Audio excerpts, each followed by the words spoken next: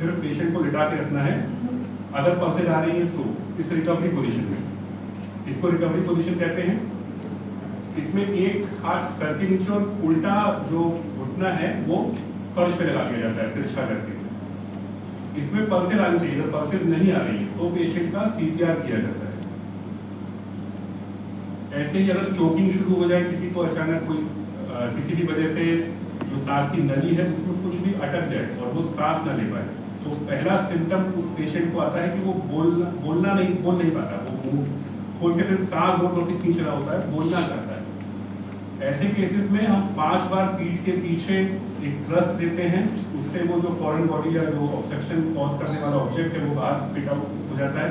अगर वो नहीं होता है तो पेट को पूरे गोलाई से पकड़ के, सर्कमफ्रेंशियल लेंथ पर पकड़ के जोर से एब्डोमिनल थ्रस्ट दिया जाता है। इसको भी 5 बार दिया जाता है। अगर इससे वो फॉरेन बॉडी बाहर निकल जाएगी तो कुछ नहीं करना है, पेशेंट की सांस वापस आ जाती है। अगर नहीं आएगा, पेशेंट बेहोश हो जाएगा, तो वापस रिकवरी पोजीशन में लेटा देना है, देख कर कि पल्सेज है या नहीं। सिमिलरली अगर कोई अचानक कट लग जाता है, किसी को ब्लीडिंग शुरू हो जाती है, तो सबसे पहले तो एक बैरियर जरूर क्रिएट करिएगा ब्लीडिंग पॉइंट से और अपने बीच में। कभी भी डायरेक्ट कांटेक्ट नहीं करते ब्लड को। अगर कोई रुमाल या कोई साफ कोई वॉश पीस या कुछ आपके पास हो तो उससे ब्लड को दबाइएगा। ग्लव अगर पहने हो तो बहुत अच्छी बात है। ब्लीडिंग करते वक्त उस एरिया को दबा के प्रेशर से ड्रेसिंग करके और उसको अपने हार्ट की पोजीशन से थोड़ा ऊंचा रख के पेशेंट को हॉस्पिटल की तरफ ट्रांसपोर्ट किया जाता है। अगर अचानक कोई बर्न इंजरी हो जाती है घर में, वो काफी कॉमन है, लोग खाना बनाते हुए हमारे घर में अक्सर निकल जाते हैं। तो अगर लोकल बर्न हुआ है तो सिर्फ एक टैप वाटर चला के उसके नीचे हाथ को रख के तकरीबन 10 से 15 मिनट तक रनिंग टैप वाटर में वॉश किया जाता है। कोई भी ज्वेलरी या कोई घड़ी या कुछ भी अगर ऐसा पहना है जो ऑब्स्ट्रक्शन कॉज कर सकता है तो उसको उसी वक्त निकाल देना चाहिए। कभी भी कुछ ऐसा मत लगाइए जो चिपके उसके ऊपर, कोई बैंडेड या कोई ऐसी पट्टी सूखी जो चिपक जाए बाद में, 1 घंटे बाद या कुछ देर बाद। कभी भी जो ब्लिस्टर्स बनते हैं, जो फोड़े से बन जाते हैं, उनको फोड़ा कभी नहीं जाता है, वो अपने आप सूख जाते हैं, फोड़ने से इन्फेक्टिव हो जाता है। कभी भी डायरेक्ट आइस का कांटेक्ट मत करिएगा उसके साथ, हमेशा एक बैरियर लगाइएगा। बेस्ट होता है रनिंग टैप वाटर ही। कोई भी प्रकार की क्रीम, सोफ्रामाइसिन या कोई कॉस्मेटिक क्रीम या बीटाडीन, इस टाइप की क्रीम बर्न इंजरी पे काम नहीं कर सकती, उल्टा नुकसान करती है। इनकी ये स्पेशल बर्न क्रीम्स होती हैं हमारे डिपार्टमेंट में, जो रिकमेंडेड है कि वही यूज किया जाए। अगर किसी को मिर्गी के दौरे पड़ जाते हैं अचानक हमारे सामने, तो सबसे पहले उसको अगेन फ्लैट सरफेस पे लेटाइए। उसकी ओरल कैविटी, मतलब मुंह में कुछ भी मत दीजिए, वो दांत कटकटा रहा होगा, कटकटाने दीजिए उसको, जीभ वगैरह काटेंगे उससे जान नहीं जाती किसी की। उसको जब सीजर खत्म हो जाए फ्लैट सरफेस पे लेटा के वापस रिकवरी पोजीशन में लेटा लीजिए। जब उसकी पल्सेज आ रही हो तभी, अगर पल्सेज नहीं आ रही है तो हम सीपीआर शुरू करेंगे। कोई एलर्जिक रिएक्शन अगर हो जाए अचानक किसी को, एलर्जिक रिएक्शन सिंपल एक दाने से लेकर और फुल ब्लोन हार्ट अटैक तक रेंज करते हैं। डिपेंड करता है पेशेंट डिपार्टमेंट में किस टाइम लाइन में पहुंचा है, कितने अमाउंट ऑफ एलर्जन से एक्सपोज हुआ था। तो अगर सिंपल स्टार्टिंग सिम्टम्स में सिर्फ सांस का फूलना, होंठ का सूजन हो जाना, बहुत जोर से छींकना लगातार कई घंटों तक, अगर ऐसे सिम्टम्स आ रहे हैं तो मोस्ट लाइकली पेशेंट फेज 2 में जाएगा ही जाएगा। एक इमरजेंसी डिपार्टमेंट का कंसल्टेशन या एक एटलीस्ट कंसल्टेशन करा लेना चाहिए, ताकि फर्स्ट फेज में ही सप्रेशन मेडिकेशन शुरू कर दी जाए। अगर ये पेशेंट निग्लेक्ट हो जाते हैं या इनकी दवाई फर्स्ट आपकी नहीं शुरू होती है और पेशेंट इम्यूनली कॉम्प्रोमाइज है, पहले से हार्ट की बीमारी है, शुगर का पेशेंट है, तो ये simple allergic reaction full blown heart attack में कन्वर्ट हो जाते हैं।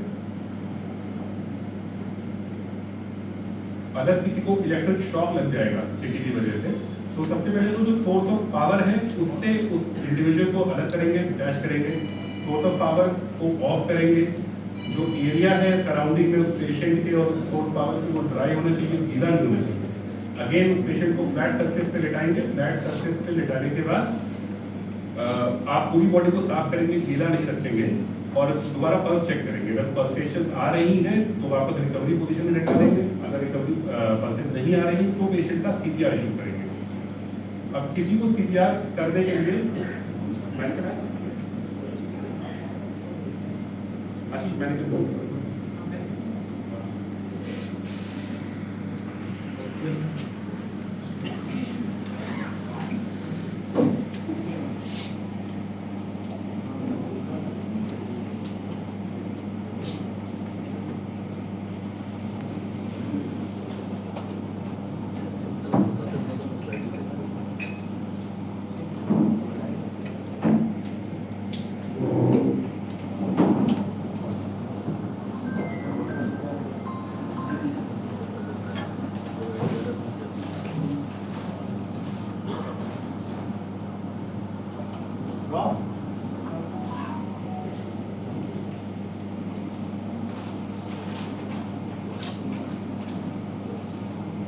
बेसिकली सीपीआर शुरू करने से पहले कुछ छोटी छोटी गाइडलाइंस है, उनको जरूर ध्यान रखिएगा। आप हमेशा पेशेंट के जो जिसको आप सीपीआर दे रहे हैं वो बेहोश होना चाहिए, उसको पल्सेस नहीं आ रही होती है। ये रूल अस्पताल के अंदर भी है, अस्पताल के बाहर भी है। तो अगर पल्सेस नहीं आ रही हैं तो पेशेंट में आपने रिस्पॉन्स चेक किया, पेशेंट रिस्पॉन्स नहीं कर रहा है, अब आप पेशेंट को फ्लैट सरफेस पे लेटाएंगे, अगल बगल जो भी उसके फर्नीचर है, सारी चीज़ें हैं वो उससे दूर करेंगे। अगर शॉपिंग मॉल या सड़क किनारे ऐसा हो रहा है तो सड़क के साइड में ले जाएंगे जहाँ पे ट्रैफिक नहीं होता है, उस जगह ले जाके इस एक्टिविटी को करना होता है। बीच रोड पे या बीच एक्टिव सीन पे नहीं किया जाता है, इसको सेफ्टी कहा जाता है। तो सबसे पहले आप रिस्पॉन्स चेक करेंगे। मान लीजिए बाबा जी हैं, अगर बेहोश हो गए तो बाबा कैसे हो, बाबा कैसे हो, 2 बार रिस्पॉन्स चेक किया जाता है। रिस्पॉन्स नहीं आने पर पेशेंट की पल्सेस चेक की जाती हैं। पल्सेस चेक करने का तरीका सिंपल सा है, 2 उंगली गले के अंदर यहाँ पे मिड एरिया में रख के अंदर की तरफ प्रेस किया जाता है। सबसे इजी तरीका होता है जो अगर अपना चेक करो तो उल्टे साइड पे चेक करिए, सीधे साइड पे चेक करिए, उल्टे साइड पे चेक करिए, यहाँ से पल्सेशन मिलेगी। अब अगर पल्स नहीं आ रही है, एक फ्लैट सरफेस पे लेटाएंगे। तो जो रूल ऑफ सीपीआर होता है वो सिंपल है। पहले तो आप पाम की हील को यूज करते हैं, पाम नहीं करते कभी हम। तो सब लोग इस बार हाथ ऐसे क्रॉस करेंगे, 2 फिंगर ऐसे क्रॉस करेंगे, ठीक है, इस टाइप से। तो ये हमारी हील है। इस हील को चेस्ट पे लेफ्ट, ये स्टर्नम बॉर्डर के लेफ्ट एंगल पे रखा जाता है, हल्का सा, बहुत हल्का सा। स्टर्नम पे सीधे रख सकते हैं, स्टर्नम माने छाती की हड्डी बीच में रखेंगे। मेरा जो शोल्डर है वो पेशेंट के चेस्ट पे आना चाहिए। मैं इतनी दूर से सीपीआर करूंगा तो इफेक्टिव फोर्स नहीं डाल पाऊंगा पेशेंट पे। तो रूल के हिसाब से या नियम के हिसाब से, कायदे से, मेरा जो शोल्डर है, ये हड्डी मेरे कंधे की है, ये पेशेंट के ऊपर आनी चाहिए इस तरीके से। इतनी दूर से सीपीआर नहीं, ऐसे नहीं किए जाते। तो आप पेशेंट के ऊपर आएंगे, मान लीजिए अगर वो जमीन होता तो हम घुटने के ऊपर बैठे होते। अपना ही स्टर्नम पे माउंट करेंगे, ये शोल्डर पेशेंट के ऊपर आएगा और यहाँ से शुरू करेंगे सीपीआर। 1001, 1000, 1003, 1000, 1005, 1000, 1007, 1008, 1009, 1010। अगेन ध्यान रखिएगा, शोल्डर पेशेंट के चेस्ट के परपेंडिकुलर होना चाहिए, ऊपर आना चाहिए, तभी फोर्स जनरेट होता है। मेरी एल्बो सीधी होनी चाहिए, एल्बो बेंड नहीं होनी चाहिए। एल्बो मुड़ गई मेरी, ये मुड़ गया तो भी थोड़ी फोर्स, तो ये सीधा होना चाहिए, कंधा ऊपर होना चाहिए।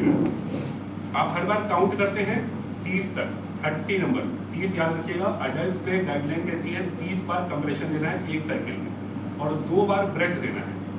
ये एक मास्क होगा। कोविड के बाद से जो बस स्टैंड है, शॉपिंग मॉल है, एयरपोर्ट है, रेलवे स्टेशन है, वहाँ पे गवर्नमेंट अब ये मास्क प्रोवाइड करती है, फनल मास्क। ये अलग है, ये एम्बू मास्क है, फनल मास्क अलग होते हैं। बेसिकली वो ओरल कैविटी पे माउंट हो जाते हैं और यहाँ से आप ब्लो करते हैं। मान लीजिए उस टाइम ये मास्क नहीं है आपके पास और आपको सीधे ओरल कैविटी में ब्लो करना होगा, तो एक चीज़ याद रखिएगा, हमेशा ओरल कैविटी को ब्लो करते वक्त नाक को बंद कर दिया जाए। अदरवाइज आप जो भी ब्लो करोगे वो नाक के रास्ते बाहर आ जाएगा। तो आप ऑलवेज एंड ऑलवेज नोज को पिंच करते हो और फिर ओरल कैविटी में ब्लो करते हो। कितनी बार? 2 बार। तो नंबर इंपॉर्टेंट है, 30:2, 30 बार ये कंप्रेशन किया जाएगा, 2 बार में सांस दी जाएगी, ये एक साइकिल में। इसी टाइप से आप रिपीट करते रहते हो पूरी साइकिल को। एक सीपीआर को करने के लिए अस्पताल में हमें कम से कम 7 लोग चाहिए होते हैं एक साइकिल को करने के लिए, बट रोड साइड जब होता है तो एटलीस्ट 2 लोग जरूर होने चाहिए। एक बंदा ओरल कैविटी पे सांस देता है 30 कंप्रेशन के बाद, जब ये बंदा थक जाता है तो ये सांस देता है और सांस वाला चेस्ट कंप्रेशन करता है। ये हॉस्पिटल से बाहर की बातें हो रही है, जब आपके पास कम्युनिटी वगैरह में इवेंट होगा तब तक करेंगे इस एक्टिविटी को, जब तक उसकी पल्सेस नहीं आ जाती पेशेंट की, जब पेशेंट का रिस्पॉन्स सिस्टम वापस नहीं आ जाता। तो अगर पल्सेस आ जाएंगी तो पेशेंट को रिकवरी पोजीशन में दोबारा बैठा देंगे, दोबारा बैठा देंगे, ठीक है। और रिकवरी पोजीशन में भी बार बार उसकी पल्सेस चेक करते रहते हैं।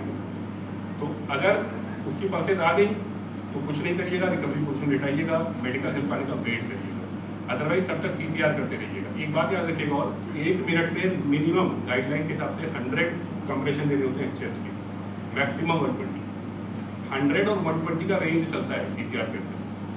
अगेन 30 बार कंप्रेशन, 2 बार ब्रेथ, 1 मिनट में 100 मिनिमम, 120 मैक्सिमम, इतने कंप्रेशन देने होते हैं। जब पल्सेस आ जाएंगी पेशेंट को रिकवरी पोजीशन में लिटा देंगे, रिकवरी पोजीशन में लिटाने के बाद मेडिकल हेल्प आने का वेट करेंगे और बीच बीच में पेशेंट एग्जामिन करते रहेंगे आपको। अगर पल्सेस चली गई तो वापस फ्लैट सरफेस पे लिटाएंगे और वापस सारा कार्यक्रम फिर से शुरू करेंगे, ठीक है। एक बार फिर से सीपीआर का देख लीजिएगा। ये पाम की हील है, दोनों हाथ क्रॉस किए जाएंगे, इस हील को स्टर्नम पे रखा जाता है, मेरे शोल्डर को उस पर परपेंडिकुलर आना है, एल्बो को बेंड नहीं होना है और यही से कंप्रेशन शुरू होगा। 1001, 1002, 1003, 1005 30 कंप्रेशन 2 ब्रेथ, 1 मिनट में 100 मिनिमम, 120 मैक्सिमम। Thank you.